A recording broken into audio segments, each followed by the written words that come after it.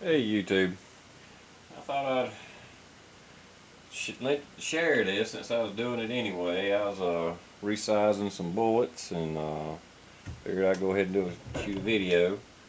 Um, let's see, let me show you what I got to work with. I have several resizing dies. What I use Lee resizing dies. They're very simple. Bullet in there. It just This is your base, which you'll set your bullets on, and this is for 45, and this is for 38 or 9mm. But anyway, that goes down here in the base, and just come, where normally a shell holder would go, that goes. And what it does is it pushes the bullet up through the die. This is your sizing die, and it just pushes it up through there, and they just keep stacking up, and then they start falling out. The Lee kits are pretty cool. They'll also seat a gas check if you have a bullet design that has a gas check. Um, and you also use the container to capture your bullets. So that's real handy. I mean, the container that it comes in is also catches your bullets. And I don't know if you can see it, but I got a mark. That's 9mm 356. Anyway, so all you do is you place your bullet on the base and just use I've actually just got this, I have a couple of single stage presses, just real cheap presses to do things like this. And that's basically it. You just set the bullet on there, base first. Like I say, if you had a gas check, you would go ahead and install that. I don't have a gas check for these, but that's an example of a gas check. It's just a little cup, and you put that on the bottom of the bullet. I have some 35 caliber that would be good for 9mm or 357. I just got them for 357. But this bullet design is not a gas check, so I couldn't put it on there if I wanted to. But anyway, it's just a real simple stage. I will say I reloaded for years handguns without resizing.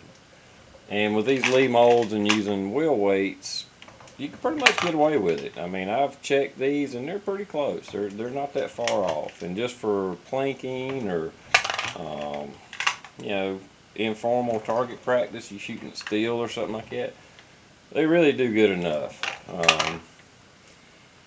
But to be honest, I don't remember if Lee had these when I first started, but they do now.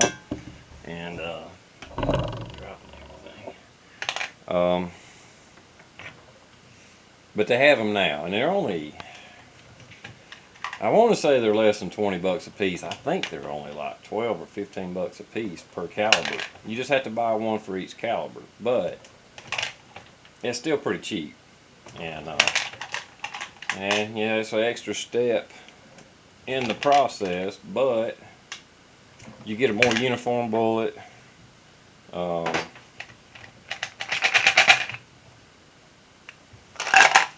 And accuracy will be improved by doing that.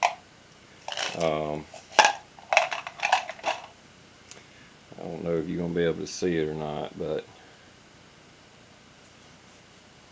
maybe it'll focus. But you can kind of see the size where it scrubbed it down. It don't cut, it just squeezes it down to the size it needs to be. And like I said, these are for 9mm, so we want them about 356. I'm going to do this where you can read the numbers. Yeah, coming up 355, 356. I'm right there on it. Yep. So that's what we want.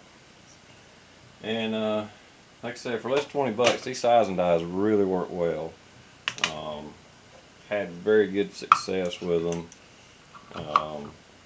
Anybody that gets into casting their own bullets, I recommend Lee molds.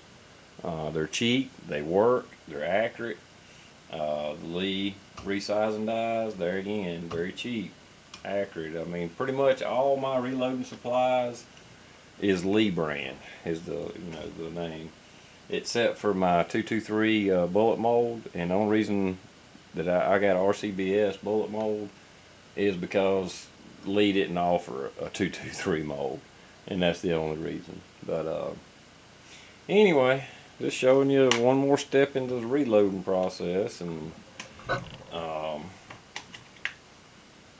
it can be time consuming, but you know, it's worth it in the end, because these bullets are, I mean, I try not to count my equipment as a price of the what it costs to do this, just because it pays for itself in no time.